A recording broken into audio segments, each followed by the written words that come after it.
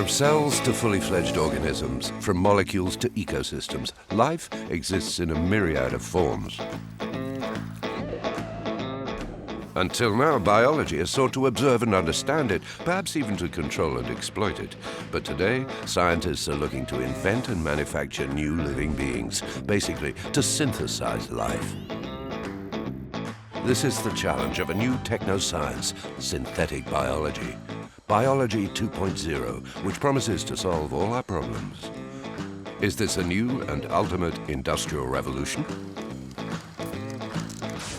Or is it just the opposite? By affecting life in such proportions, are we not taking unprecedented risks?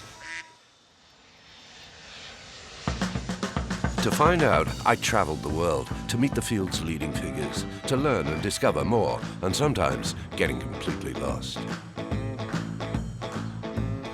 I envision a day when, if you want to produce a particular product, you might custom build a cell for it. There are so many capabilities. We want to ensure that we leverage only the benefits, and we try to identify any security vulnerabilities or risks to mitigate them. Since this is going to be so powerful, because this is going to have such wide impacts, let's slow down, let's think carefully, let's put a bit of a pause on commercializing these technologies. My first surprise is to discover that certain applications are already being studied and are even at an advanced stage. There aren't many of them, but they're very promising. They promise to invent what nature would never have made.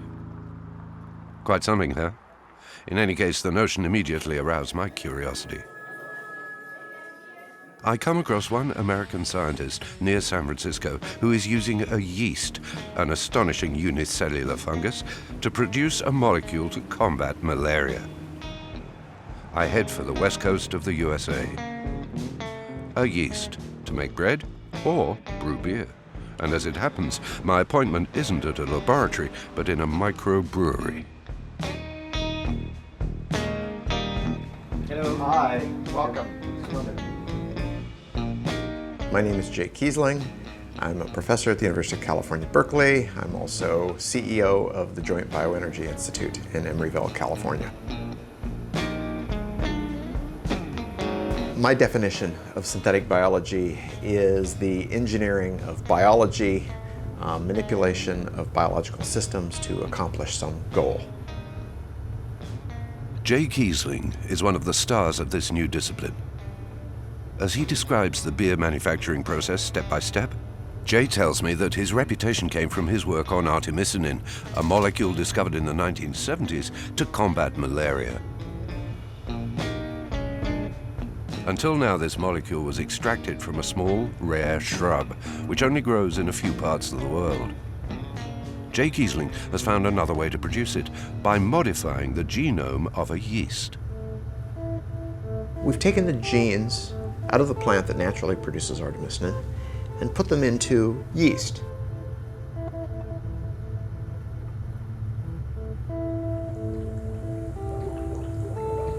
And so it's just like brewing beer. You put the yeast in a vat with water and sugar and some other nutrients, and the yeast grows up, and rather than spitting out ethanol, as it would making beer and wine, it spits out artemisinic acid, a precursor to artemisinin. And then we use a process, and it transforms from artemisinic acid into artemisinin. Fortunately, what Jay gives me to drink is only beer. It all seems so simple. Making a new yeast and investing it with a role that nature had never thought of. It makes my head spin. Or maybe it's the beer. I don't think it was drinking beer that gave Jay the idea in the first place. A short drive away is the University of California campus at Berkeley, where he started out at a time when synthetic biology didn't yet exist. I was fascinated with genetics. This is why I got into biology and why I took an engineering route. And so when I started as an assistant professor, I realized that we didn't have tools available to readily engineer metabolism inside cells. And so I started projects with my students on developing tools for metabolic engineering. But you can't just develop tools and not use them for something and not prove that they're going to be useful. And I decided, I better think about some applications for these tools. So we started looking for applications, and we found artemisinin.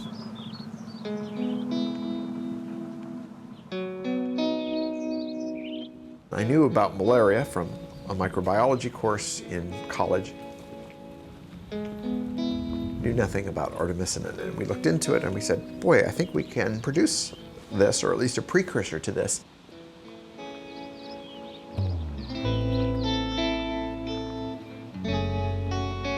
At the end of 2004, we had a $42 million grant from the Bill and Melinda Gates Foundation to finish off the process, to engineer a microbe to produce the product and then license it out to a company.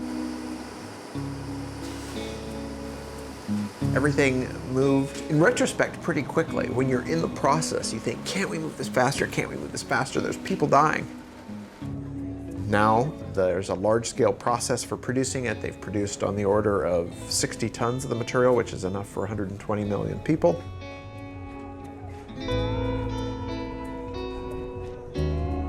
The wager paid off. Engineering life as one would engineer a machine. To understand how this is possible, we have to look at the basic tools of synthetic biology, using and combining the functions coded within DNA. Jay Kiesling first of all reminds me that each organism, each living cell, has one or more functions. Certain cells aid in digestion. Others convert light into energy for plants, or transform sugar into alcohol, like yeast, a surprising little unicellular fungus. But how do these cells know the nature of the work they have to accomplish? They quite simply have a manual or a program inscribed in their nucleus, their genome. The genome is an organism's instruction book for life. It describes all of a life form's functions. The book is made up of several chapters, which we call chromosomes.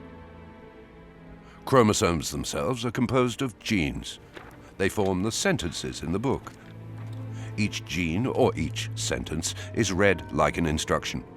All the genes together tell the cell what it has to do. All of this is written using an alphabet, DNA, made up of the well-known molecules A, G, T, and C, for adenine, guanine, thymine, and cytosine, which are always organized in pairs, the A with the T and the C with the G, known as base pairs.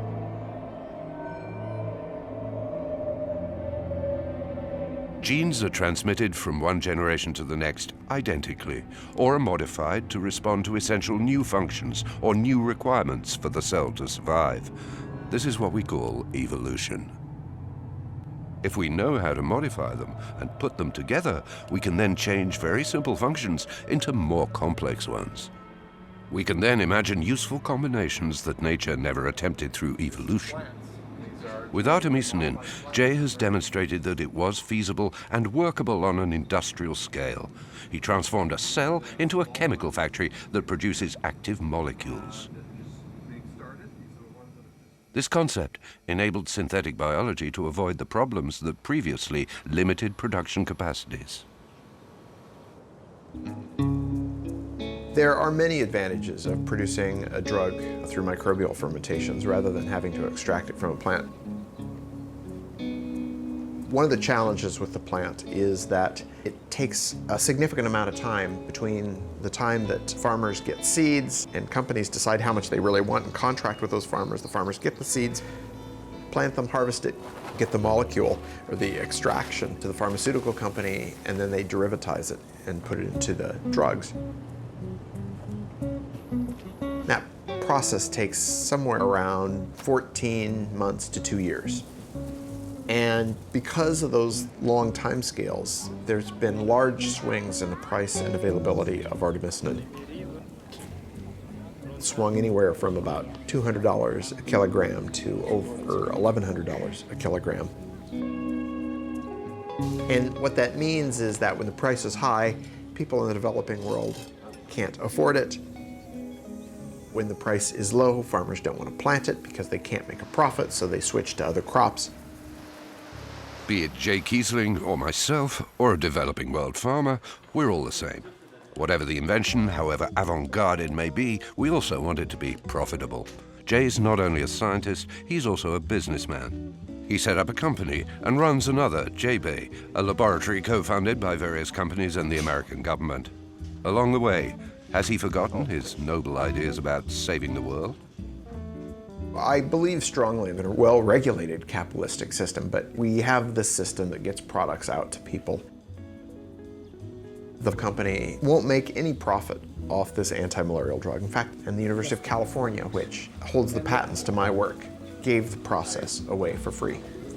We'll make a profit on something else that doesn't have to do with the developing world. I don't think that the non-profit model works for everything, right?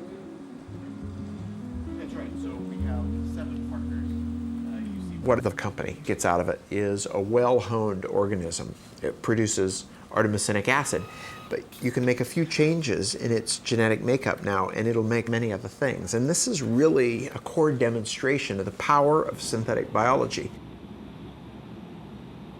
You build a platform and it can do many things.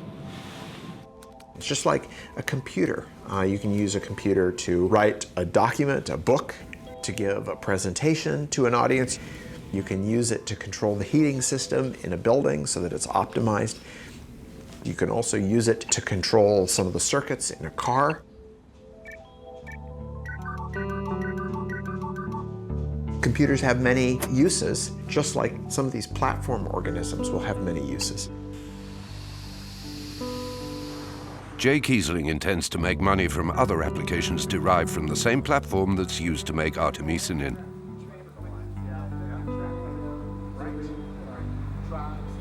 It turns out that I can apply that to many things. To producing drugs, to producing flavors and fragrances for ice cream,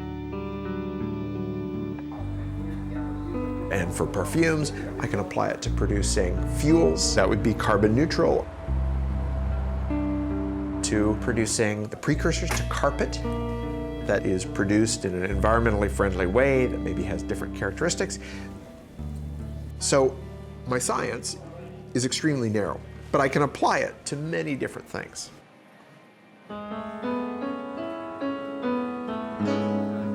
Listening to Jay Kiesling, I wonder what the future of synthetic biology holds. Will it be the eagerly anticipated new industrial revolution? Some say there's no doubt.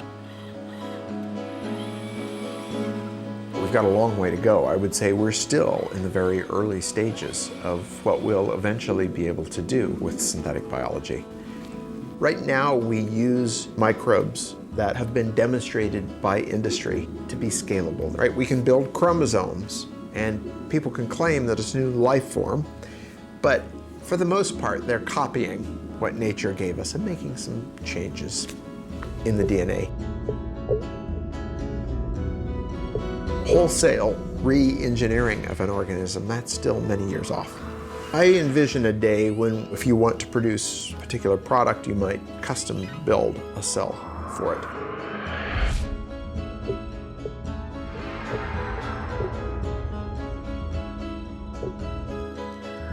I'm hoping that we'll have plants in the environment that can help clean up the environment. Maybe that will sequester carbon from the atmosphere better, or that will degrade contaminants that have been accidentally spilled in the environment.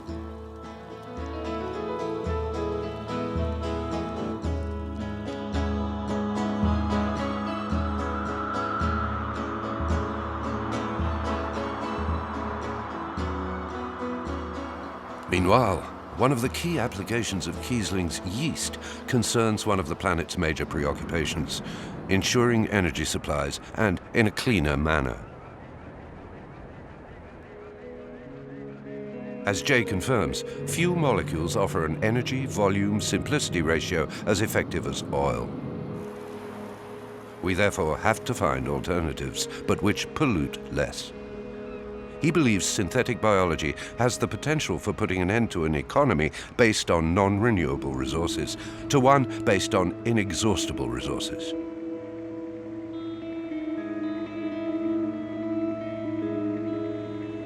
Can we not imagine a living organism producing something that nature would never have imagined? Fuel, for example, produced directly by providing it with sugar or some other food. There'd be no need to dig, pump, and refine, just to draw it from a tap, like with draft beer.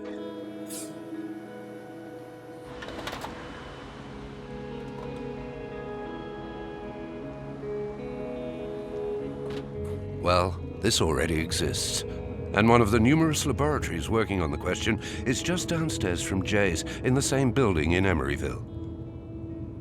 I have a meeting there with Joel Cherry, their research director.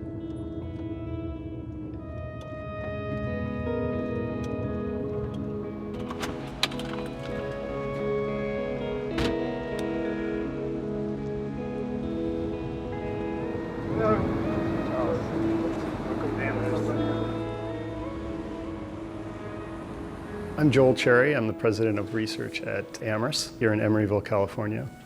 We're a bioscience company that engineers microbes to produce hydrocarbons, primarily.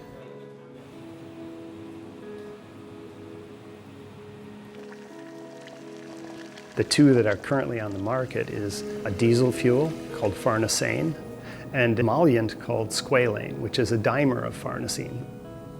If you smell farnesene, you would recognize the smell, but you probably wouldn't be able to guess where it came from. It's produced in nature from a wide variety of plants, and it's particularly concentrated in the skins of green apple. If you walk through our labs, when we have lots of fermenters running, producing farnesene, you get a slight smell of green apple. It looks like this. It's the fermentation broth. That's farnesene. It should smell like the green apple skin. Okay. Farnesene is promising, but trying to produce it from apple skin would be ludicrous. Obtaining just 1 liter would require about 100,000 apples. This is where synthetic biology is a game changer. Jay Kiesling was a little evasive about how he transforms his yeast, so I asked Joel Cherry to tell me more about the techniques that are used to modify a cell's metabolism and get it to produce something other than what its genome originally planned. Converting a yeast strain into a farnesene-producing strain really only requires the insertion of one new gene that encodes one enzyme that makes farnesene. We do that by reprogramming the yeast. We change the typical route that they take sugar, which is to ethanol, and we reroute that production so that the carbon that the yeast eat, the sugar that they eat, gets converted into the products that we want. We rewrite the programming inside the yeast cell using DNA. We introduce DNA from either synthetic DNA or DNA from other organisms. Enzymes, coding, genes, synthetic DNA. I'm not sure it's very clear. I didn't even know there was carbon in sugar. In order to illustrate the delicate construction work carried out on a nanometric scale, Joel Cherry decides to explain things on a more familiar scale. He leads me along the building's corridors. It's the same pipes. If you think of a cell as a very complicated building with a plumbing system, the incoming pipe is sugar. The pipes inside a building go all kinds of places. What we really are doing is trying to pinch off specific pipes in that building and direct the flow of that carbon, the sugar, into a specific place. What we're doing when we're pinching off these pipes and trying to maximize flow of the carbon from the sugar into farnesene is we're decreasing the amount of carbon that goes into the yeast cell for things that we don't think it really needs and increasing the flow of the carbon into farnesene. We're the plumbers, and we have a very complicated building where we have 50%, 70% idea of where all the pipes go. We don't see all the connections, and there's still rooms that we don't understand. It's incredible. All the equipment, all the investment, all the people working on the production of the product in question, farnesene. And Joel Cherry, the plumber, admits that he doesn't know the half of what really goes on inside a cell.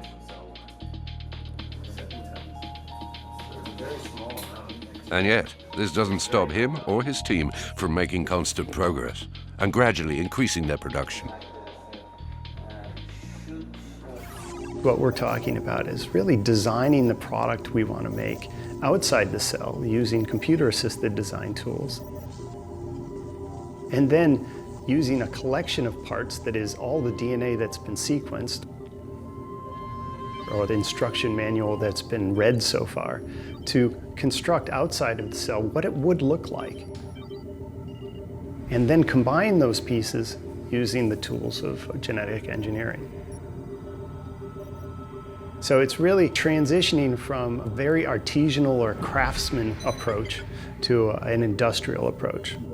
And the net result is we end up with a system that uses the engineering cycle, which is design, build, test, and learn. And we run that cycle recursively, over and over again, iteratively, to make minor improvements on the original design.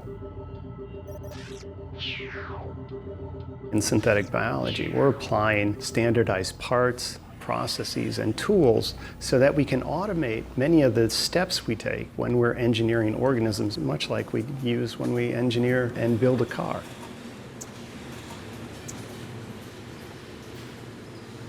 The aim of the research is to maximize production, and we want to maximize the efficiency by which yeast converts sugar into our final product. How much farnesene is made per gram of sugar fed. They can make more than twice their cell weight in a few hours.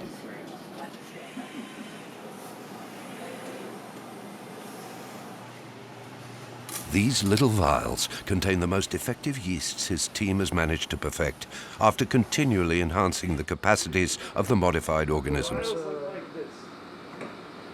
So this is what will go to Brazil.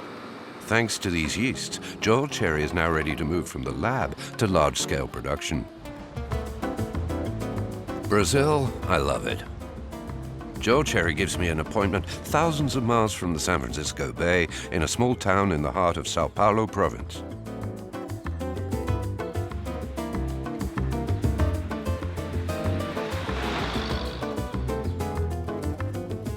We meet again in the middle of a vast sugarcane field, where there's a vague smell of apples in the air.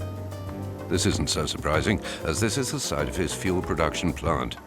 It's eminently practical, as the ravenous yeast he's brought from California will have all the food it needs to reproduce and get down to work. See the controls out there.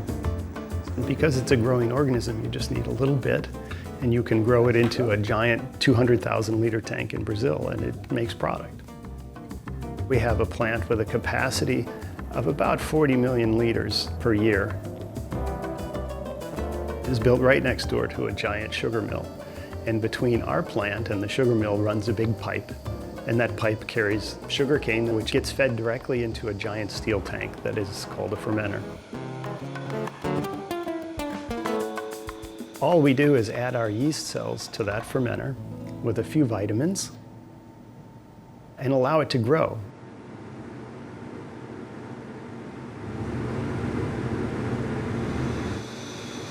And it grows for a couple of weeks. It's constantly being fed sugar, and we're constantly removing product from the tank. While that fermenter is growing, we have 3 layers form inside the fermenter. The bottom would be the solid yeast cells.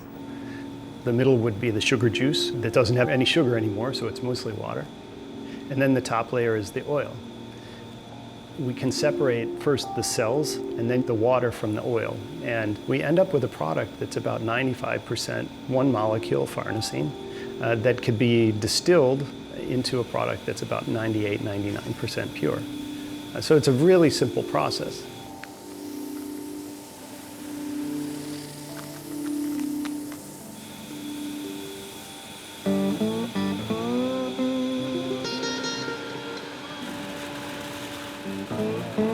But will the fuel produced here be able to compete with and later replace oil? Not really, not right away. Oil is still much cheaper than farnesene, 7 times cheaper, and so those who benefit from fossil fuels still have much to look forward to.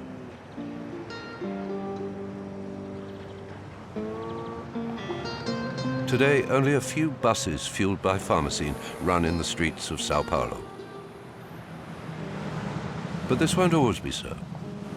The day oil prices go up, energy companies will turn to biofuels in a hurry. They're well aware of this, and so they're all already investing in synthetic biology.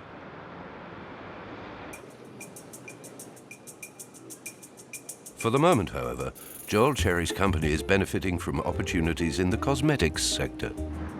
Synthetic biology has a role to play here too, making what's rare and precious available to the masses. Cost effectiveness is not easy to attain today. And indeed, in economic terms, clear figures are also difficult to establish. No financial expert would risk making hazardous estimates concerning the global value of the synthetic biology market, for example.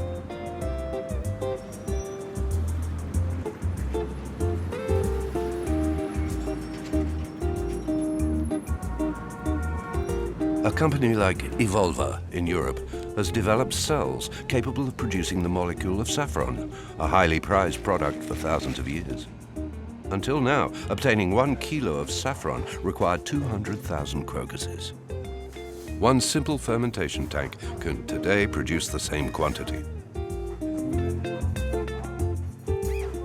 The same company, Evolva, is also counting on resveratrol, the molecule in red wine that certain studies claim has beneficial effects on the longevity of mammals. However, in order for it to be effective, one would have to drink 6 bottles a day, which might have certain side effects on the longevity of the mammal in question. With synthetic biology, there's no need to consume so much to age more slowly. Such benefits, promises, and products see the light of day in a fermentation tank that could perhaps soon become a household appliance. For scientists, as well as students, the grail is the discovery of the right combination of genes, the right formula to design a cell that produces something rare and precious. That would mean hitting the jackpot.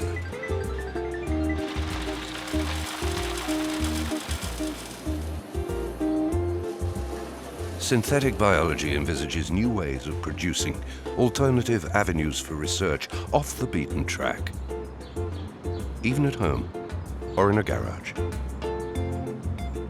As it happens, this is what Thomas Landrin is working on in a lab unlike any other called La Paillasse in Paris, France.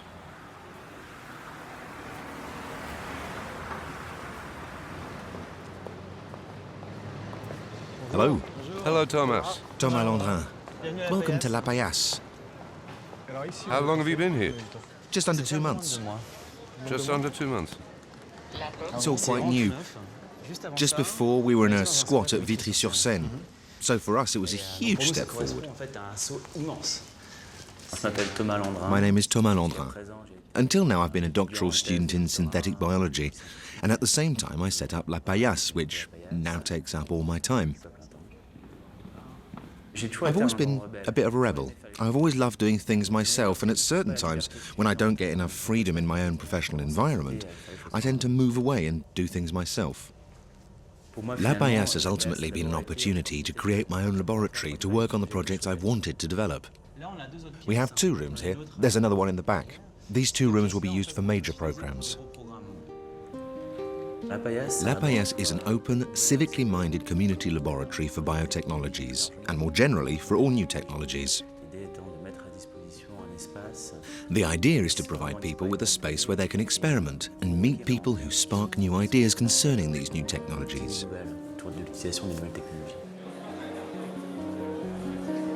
We've tried to create a place where people have freedom, somewhere where we can give people who have an idea the possibility to work on whatever they want, as they want, and with whomever they want.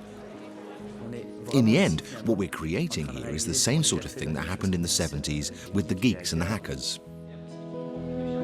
The myth of Silicon Valley garages where DIY engineers created hugely successful startups never ceases to fascinate. Having worked in institutional labs, Thomas Landrin is convinced that the same model can be applied to synthetic biology. He wants to introduce a breath of fresh air to the field. But I wonder, a lab handling chemical products requires rather different facilities than a computer engineer might need. There are specific tools and safety measures to respect. And yet, for Thomas, the best proof of such garage labs' potential is the project he's developed himself for a biological ink. One of the flagship projects at La Paillasse today is a project that will enable everyone to grow their own ink biologically. It has to be said that inks are some of the most polluting products on the planet. Amongst other things, they're made of heavy metals and some pretty nasty solvents. The idea is, one, to provide a biodegradable alternative to these inks, and two, to come up with an alternative that could provide a degree of self-sufficiency. And so it was through a discussion I had with a designer, Mary Sarah Adonis, that we imagined a pen that could produce its own ink. Instead of having a cartridge, there'd be a bioreactor with bacteria. The bacteria would produce pigments, and we could use the pigments to write with. In exchange, we'd feed the bacteria, and so we end up having to feed our own pens. Even if the idea was completely insane, we began with the idea of using a bacteria that's naturally present in our ecosystem and which could perform that role. After about a month studying the relevant scientific literature, I managed to find a candidate that's non-pathogenic, which grows easily and which produces a blue pigment in vast quantities. We simply fed it with fairly classic nutrients, sugar, a little nitrogen, phosphate, etc. The pigment isn't toxic, and above all, it's biodegradable. This means we could use it to feed another microorganism, which could then produce other things.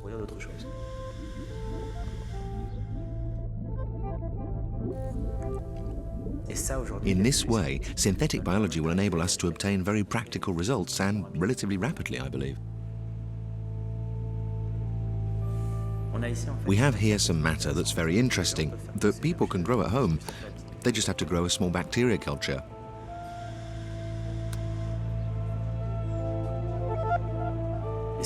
It will be open source technology. That means people can share it. We want to prevent it from being taken over by the big multinationals that have the ability to flood the market. So we'll probably have to apply for a patent and then issue free licenses. The overall philosophy seems fine. Garage labs like this one are springing up all over the world. Although one can wonder about the scale of the projects that are developed there.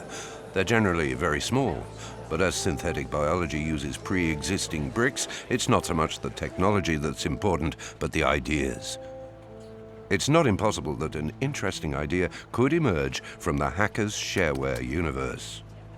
But I'm still not necessarily reassured about the use of potentially dangerous products or organisms outside official control. It's clear today that there's no real surveillance of what we could call the garages, meaning those places which are beyond regulatory measures and which are invisible to national regulatory bodies. So should we be afraid? Making a synthetic virus today is extremely difficult. It's not even about whether you have the equipment or the required knowledge, it's about expertise and experience. And there's a certain form of transparency which generally means that when someone sets off in the wrong direction, they're very rapidly steered back on track. The framework has to be respected. You don't work with pathogenic organisms. You need licenses for that. You need the right equipment for that. And it's within that context that we've established the first ethical code for biotechnologies.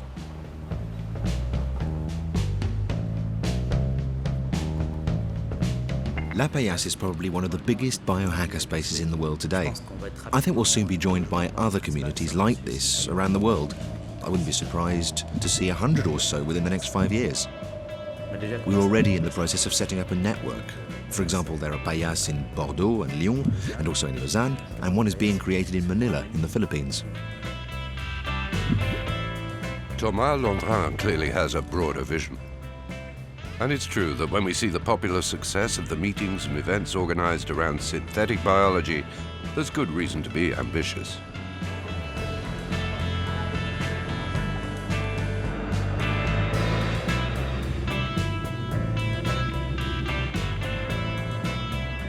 The reference is no doubt iGEM, an event organized each year in Boston by some of the discipline's key figures, all from the prestigious MIT. Thomas Landrin himself has attended, and on his advice, I decide to take a look. Since 2004, this competition has seen students from around the world inventing cells with innovative properties.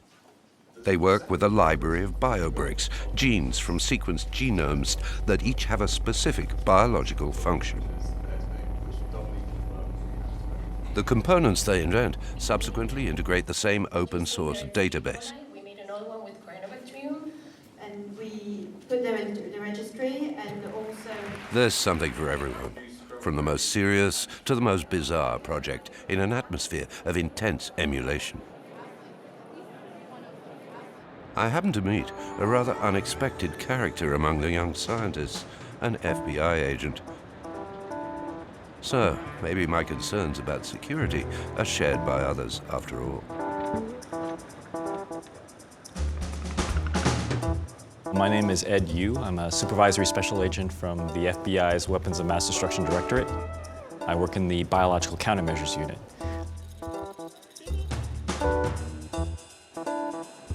The mission of our unit is to provide a prevention mission on looking at how do we protect the life sciences, how do we prevent, detect, or deter the development and acquisition of biological weapons. The FBI has been a sponsor of iGEM since 2009. We conduct outreach to the students here, and we actually host a biosecurity workshop every year for the students, and the theme is Safeguarding Science in the Future. So that's your... what are those cards? These are biosecurity outreach and education trading cards. It does a nice job of explaining the differences in the microbes. Ed Yu's background illustrates the evolution of governmental preoccupations concerning science and security issues. Before joining the FBI, my background is in biochemistry and molecular biology. So I was involved in human gene therapy research, and I also worked for a biotech company doing cancer research. Post 9/11, the FBI diversified their workforce. So they hired individuals like myself, computer science individuals, people with foreign language skills. We have the FBI represented by Ed Yu. We're living in a different world now. It forced the FBI to change. We can no longer be just reactive. So if a crime occurs, we go in. Now we have to be proactive.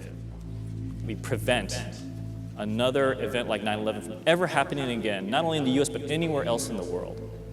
That has now become our priority mission. And I'll talk a little bit. So we're starting with this generation that's up and coming. These are the future scientists, future CEOs, and future policymakers. And as we've always seen historically, with any innovation and scientific advances, policy is always playing catch-up. We actually host our own conferences too. So my program, we actually have FBI-sponsored conferences too.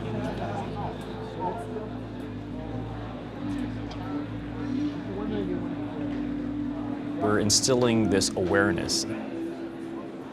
And I guess the best way to characterize it is not on my watch, meaning that during my time, whether I'm a student or a full-time scientist or a business person, that now that I understand what the security concerns might be, what can I do about it now? Well, how can I actively prevent this potential misuse or abuse or exploitation and notify the right authorities? The experts who can identify what the new security challenges are going to be, it's going to be the students, because they're the ones that are actually doing the work. They're in the best position to then teach the FBI that based on what I'm doing and with my now security awareness and I do my assessment, here's a potential vulnerability that you should be aware of.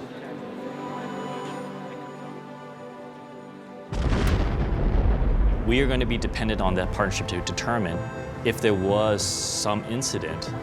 We're going to need their expertise to help us determine in our investigations, was this purely an accident?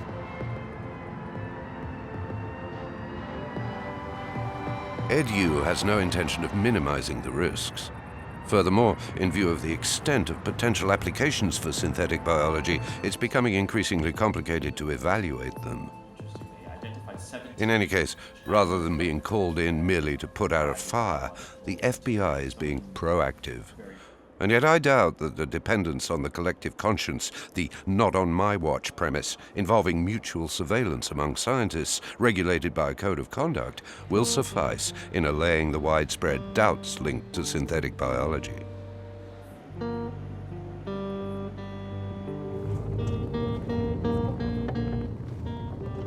Such actions also reveal the inability of government agencies to keep an eye on everything at once. Fears concerning the abuse or misuse of science are not limited to questions of security. A good many NGOs are attempting to raise public and political awareness about other issues too. To learn more, I've come to Montreal in Canada to meet one of their representatives, Jim Thomas.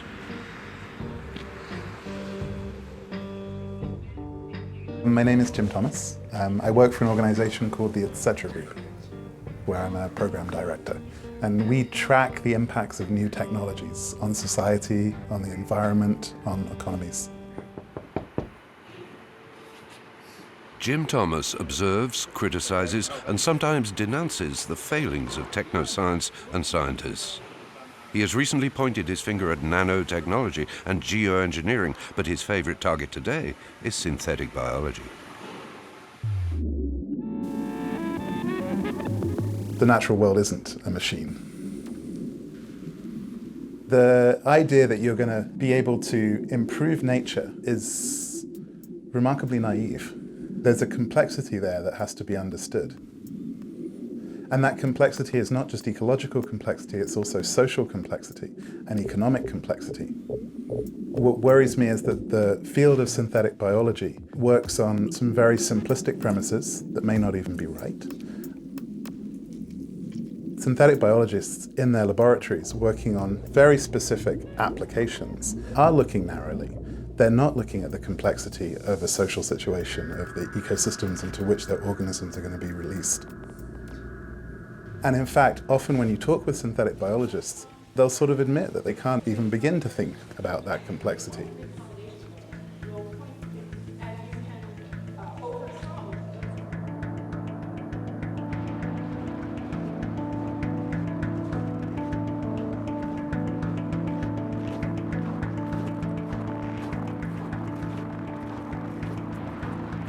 Jim Thomas is particularly concerned about the pretensions of bioengineers and their blinkeredness. He travels around the world trying to mobilize the public at large.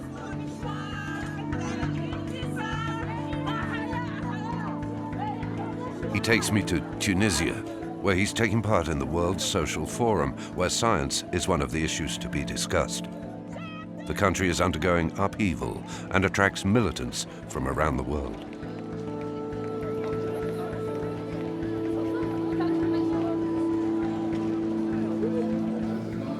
New synthetic biology startups in what's called stealth mode. We're seeing one announcement about every week at the moment. So that's one thing to think about synthetic biology, is the next iteration of genetic engineering with more complex tools. After his first intervention at the University of Tunis, Jim Thomas takes me to the city's Medina. He wants to show me some examples of traditional production that synthetic biology intends to replace. In his view, it would mean the end for small-scale producers.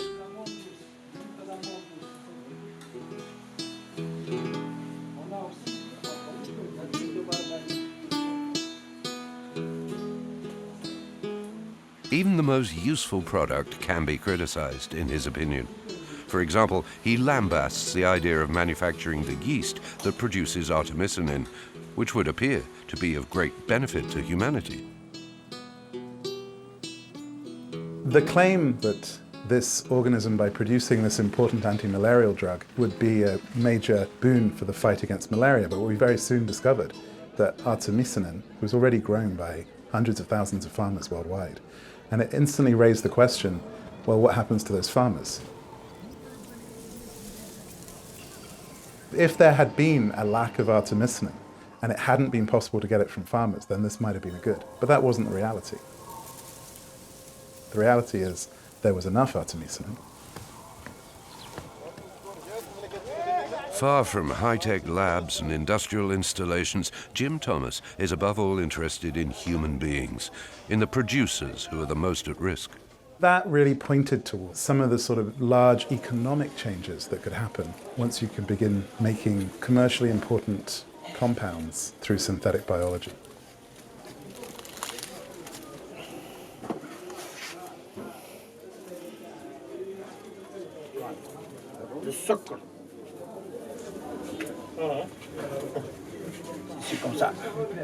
Another issue has also drawn his attention, the question of sugar. Sugar is the raw material for synthetic biology. It's used in many projects, and supply and demand constraints could lead to problems.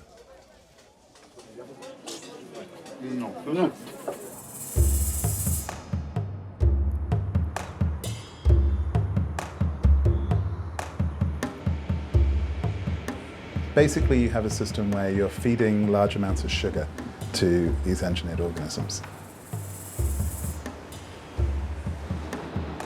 And on a small scale, that might be no problem. But if you begin to talk about producing large amounts of products, such as biofuels, for example, or plastics, you're going to need a large amount of sugar. And the production of sugar, particularly sugar cane in Brazil, is associated with all sorts of environmental problems. It's associated with social problems, with land grabbing. It's destroying one of the most fragile regions of Brazil. So this is potentially a very damaging ecological trend. Increasingly, the synthetic biology industry is saying, okay, then we'll not take any material from the land, we'll go to the sea. We'll see if we can use seaweed, and we'll grow large seaweed farms off the coast of China and off the coast of Chile. But once again, this is going to have ecological implications. So it's not possible to produce large quantities of something using biology as a basis without disrupting biology on quite a wide scale. I sometimes get the impression that Jim Thomas is against everything, against technology, against big business. But this is no doubt his role, since a form of counterweight and opposition to the buzz and the general enthusiasm generated by synthetic biology is essential. The techniques that are used in synthetic biology of creating new living systems are tremendously exciting and interesting, and I think they're very useful for better understanding the way in which life processes work. They have a lot of value within the laboratory for science and for improving our knowledge of the world.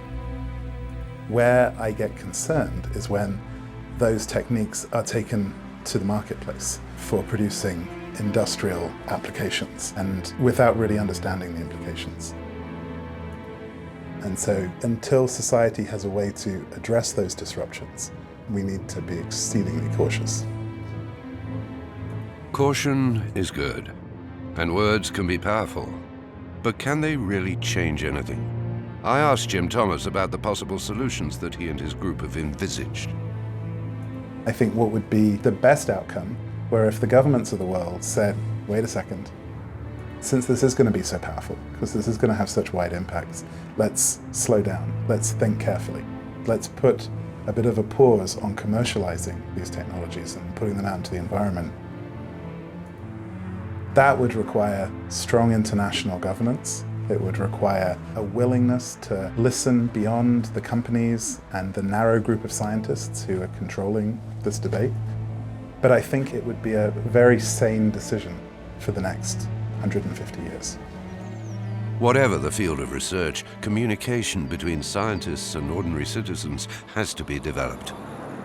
These synthetic biologists, in managing to evolve evolution to make what nature never intended or imagined, have initiated a technological revolution that no doubt goes far beyond anything the world has seen before. A revolution I believe it would be a shame to scupper. Does it not have a great deal to offer us, a great deal to teach us about life itself? It can help our society to progress, to consume less and more efficiently, to preserve the environment, to find new therapies to cope with diseases.